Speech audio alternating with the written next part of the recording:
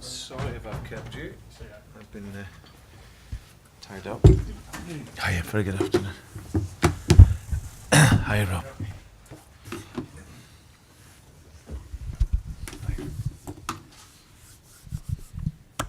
Okay, folks, we're going to start with Rob, and then we'll go to Adam, and then Owen afterwards.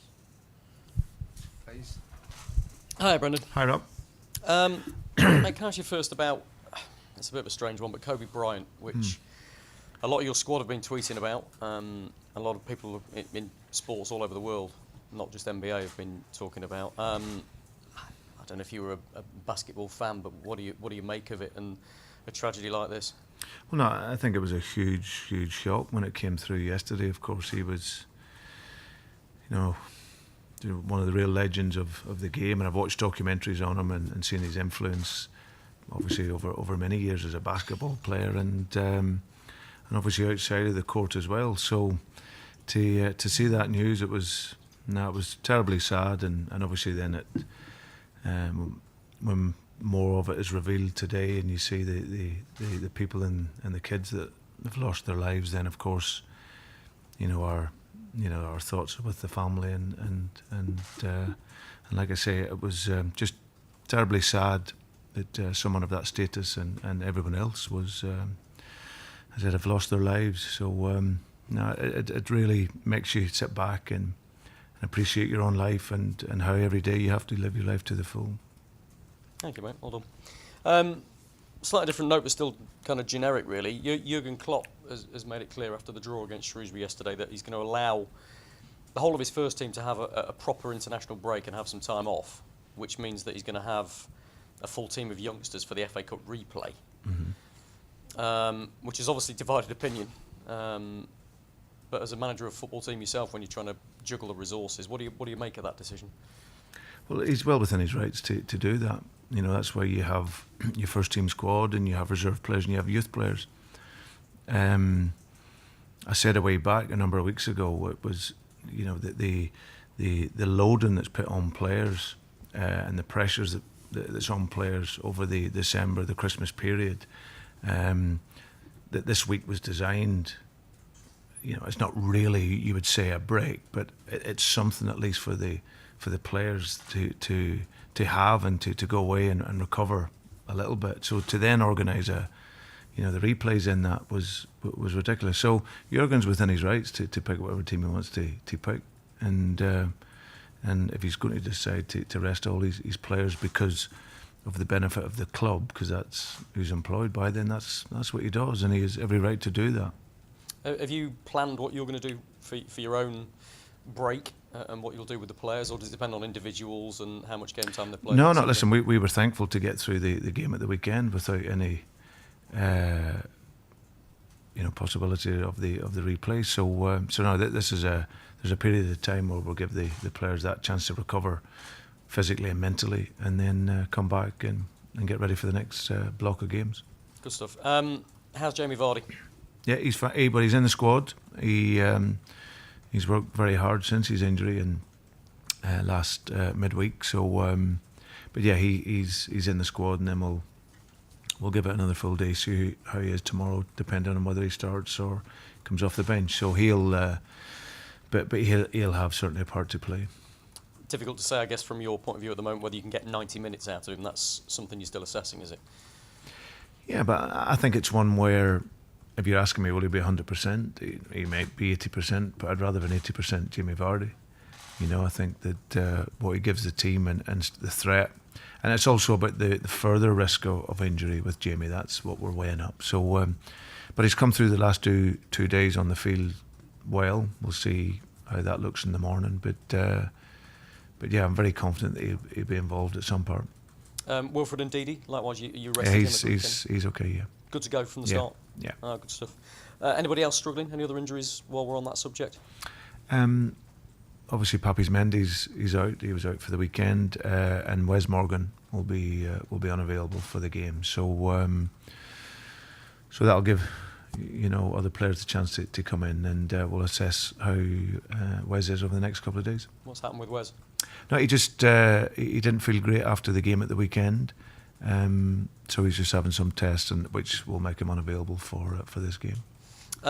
News has broken this lunchtime that Kiernan Dewsbury Hall, who you gave a debut to in the Cup, is going out on loan to Blackpool. What's your thinking there? You clearly see him as one for the future. Well, we have a number of players here, young players that need to go out and loan. You know, they're at an age where they need first team football. You know, under 23 football is great, but I think it's a vehicle in order to help young players, younger than what he is, to play, and then hopefully break through into the first team. So he's 21 years of age, so he needs league football, and he needs pressure football, and so it's an opportunity. We've had some interest in him and one or two other players, so they will have the opportunity to get out and feel the real pressure of being a footballer. Should we get onto the thorny issues of transfers? Look, I know you don't like talking about specific names. The reason I'm throwing this one at you is because the Brest sporting director has actually gone public and gone on record to say that Leicester and Sevilla are both interested in Ibrahima Diallo, this young defensive midfielder there. Is there anything you can tell us about him? It's the first I've heard of it. Really? Yeah. Okay. Strange one, that one then. Okay. And you said after the game on Saturday that you're still in negotiations for two potential centre-backs. One maybe on loan, one maybe as not a permanent deal, but a transfer. Can you update us on anything there? No, there's nothing new to add. Still ongoing, and it'll go into this week, I'm sure. So there's a lot of work going on behind the scenes to look to get a few players in, but we'll see how the rest of the week and what it brings. What are you sensing? Are you sensing that it's unlikely, or that things are still possible? It's still a possibility. Of course, it's always difficult at this stage to get the types of players that you want. But there's been ongoing discussions with the club and other clubs, and so hopefully we can do some work. Again, forgive me for asking a specific. I doubt you'll go for it, but it's been suggested to us today that talks have restarted with Southampton over Yannick Vestergaard. Anything you can tell us about that? No, there's nothing to add, Rob. No. Thought you'd say that. Good man. How do you see this game? How do you see the balance of what it? What game? I'm sorry. Yeah, I know there's a lot of other stuff we've talked about, but it's a huge game for Leicester, isn't it? It really is huge for you. Yeah, it's a semi-final, and it's a wonderful opportunity for us. We played well here in the first game, didn't quite get the result that we wanted, but yeah, we're looking forward to it. We obviously have been there earlier on the season and played very, very well, so we have that confidence. But we know it's going to be tight, and we know that both teams will be all out to get to the final. Aston Villa have had a couple of good results of late, so that'll give them confidence. But our focus is very much on our own game, and looking to bring that quality that we've had, and just like I said, aim to get to that first final. So, but you just got to stay calm. I think there's a lot of emotion around these games, but you have to play with emotion, of course. But then you have to play with that calmness and not overthink it as well. So, be a great occasion, and we aim to perform well and hopefully get the result we want. Are Aston Villa favourites, having drawn the first leg and now having the second leg at home? No, I don't really see it as who's favourites. I think that it's very, very well balanced. You know, it's 1-1. There's no away goal, so it's very much in the balance. So for us, we're happy where it's at. We knew even if we took a lead in, it was always going to be a difficult game. So for us, we're very focused and ready and prepared, and we'll just now relax and get concentrated on the game and be ready for kick-off. You say that Villa have had a couple of good results, and they have. I wonder whether both teams are in a slightly different place than where they were in the first leg, because you've had a couple of really good results yourself, which has probably returned a bit of confidence after that dip. Do you sense that both teams, both squads, are in slightly different places than they were in the first leg? Well, I think you arrive into these games, and certainly for us, we arrive in a better moment. You know, we get also players that haven't played so much as well. You know, played last Wednesday, and we were able to recover a lot of those players for the game tomorrow. But yeah, listen. No matter what the form is going into it, it's a semi-final of a major cup competition, and no matter how good or bad you've been playing, every player will be up for an occasion like this here. So, but we can only worry about ourselves, and we know the threat that Aston Villa have, but we also respect our own qualities, and if we can bring them, we believe we've got a really good chance of winning. They've got a new threat, of course. Mbwana Samata could make his debut. We don't know yet. Have you had a chance to gen up on him, and what have you learned about him? No, but I've seen clips and that of him, and he works hard, and he likes to be in the box to get goals. And of course, they've been playing without a number 9. Obviously, unfortunate with injuries and stuff. So, but yeah, he'll, I'm sure, come into the squad, and whether he starts or comes off the bench, he'll be a player that we need to be aware of. Thank you. Cheers. Hi, Brendan. How do you assess Aston Villa's form at the moment? They've, like I said, the last couple of games they've picked up, but yeah, they're a good side with talented players. Jack Grealish is obviously one of them. How well do you feel you dealt with his threat in the first leg? Well, no, you have to deal with the team.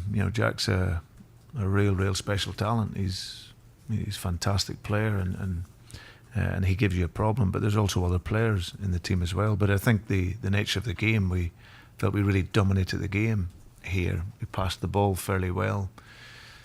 We had a lot of opportunities and didn't give away so much. So I think in terms of, for ourselves, it's the case of more of the same, but just then maybe trying to be that bit more clinical when you get the opportunities. And I think for us, I think the first goal in games like this are important, So that's our idea. We can go in with the same idea, okay, whatever system we play, it doesn't really matter. We go in with the same style, and then hopefully take our opportunities. How much of a yardstick would it be if the club was to reach its first cup final for 20 years? Well, it's something tangible to show for how well the players have worked. But we're hoping in the coming years, I don't really want to go down the route, it's a chance of a lifetime, because then you may believe that you don't have an opportunity. And again, and for us, we're building something here that to sustain, and okay, we will fight, we will do everything to get to the final. If it doesn't work out that way, it's the great lessons learned, and then can you be better going forward? But of course, there are opportunities that you want to take, and we'll be fighting and giving everything to get to the final. Just finally, Kelechi Iheanacho has done great for you this season. How do you assess his progress that he's made with you in charge? Yeah, well, I've been delighted with him. He's a player that's playing with full confidence. Whether he starts a game or comes off, he's making a real impact. So he's been first class. He's a good boy who's working very, very hard in his game since the day I came in, and he's now getting the rewards for that. I know he's had a difficult period here, but you just sense now with the supporters, they're with him. They respect his qualities now and what he gives, and he's playing with a really high level of confidence. And if you do that, then of course it gives you a chance to succeed. And at the minute, he's doing very, very well. Is it hard to leave him out then? No, it makes him a real possibility to work well when he plays. It just depends on what you put into the game. So, and like I said, whether he comes off the bench or whether he plays, he's an impact, and that's important. If you a winning squad and a winning team, you have to be prepared to play the role, whatever it is. And thankfully for him, whether it's been on the bench or starting, he's played the role. So yeah, but certainly in contention. Thank you. Hi, Brendan. Hi. You mentioned already about the idea of staying calm ahead of this game tomorrow. Is there any need with that to maybe manage how stimulated the players are ahead of this continuation of this first semi-final in 20 years? Yeah, we've spoke about it. We've done some work around that, dealing with that pressure of these types of games. Listen, every time a footballer plays football, there's going to be pressure there. Absolutely. But it's how you manage that, and especially when you go into games. So for us, it's about helping the players deal with that. So because hopefully there's going to be many more big occasions and big games, but you have to be able to go and play your football idea, and in order to do that, you need to have a calmness, but also play with that emotion in the game also. So these are items that we've spoken about already. how important with that is the more experienced players in the squad, and not necessarily age, but looking at Yuri Tillemans, who's played so many games for considering his actual age in terms of years, but how important are they around the younger players in the squad to have that maybe arm around the shoulder during the warm-up and things like that? Well, he's one of the youngest, so he's only 22. So no, I think it's the whole team. It's important that they're all there to support each other. And whether you're an experienced player or a young player, these occasions they mean a lot. So, but there are occasions you don't have to magnify. It's a semi-final of a domestic cup, and for us, and my role in this was to ensure that the players anticipate the different situations that can happen in the game, and prepare them for that. And then that allows them to go into the game with a stability and a clarity of their job. And then if you can do that, like we've done for a lot of this season, then you give yourself a great chance. So that's important, helping them deal with that pressure. Looking at tomorrow, how different a game do you think it might be to the one we saw here just 3 weeks ago? Because it really did appear, especially in that second half, that you as a club really pushed forward, had the lion's share of possession and chances in that game, and Aston Villa defended very, very deeply. But will they be able to play that way tomorrow, do you feel? There's always a pressure in your home game to go and impose your style. I think Dean mentioned after the game that he thought the team defended very, very well, but he needed more from them, with the ball. So we would anticipate them want to then come out and play that little bit more, and to dictate a bit more of the game. For us, we've played the same way virtually the whole season. So, but I think it'll be a tough game. We recognise that. I know we won there earlier in the season and won well, but like I said, every game is different. But we're focused and ready, and we look to, if we can play as well as we did in the first leg, but take our chances, then we'll have a great opportunity to get to a final. And finally, plenty of Leicester City fans making the trip to Villa Park tomorrow evening as well. What would your message to them be ahead of this semi-final? Well, just to be as loud and as supportive as what they've been all year. At the game up there, they were amazing. In the game that we won, they're in that corner and both stands, and we're fantastic. So it's going to be a great occasion, and like I said, they've always given us a great backing. So we hope we can do them proud and get to the final. Good luck tomorrow. Thank you. Okay, folks, we'll go next door for the day. Okay. Thank you. Cheers. Thank you.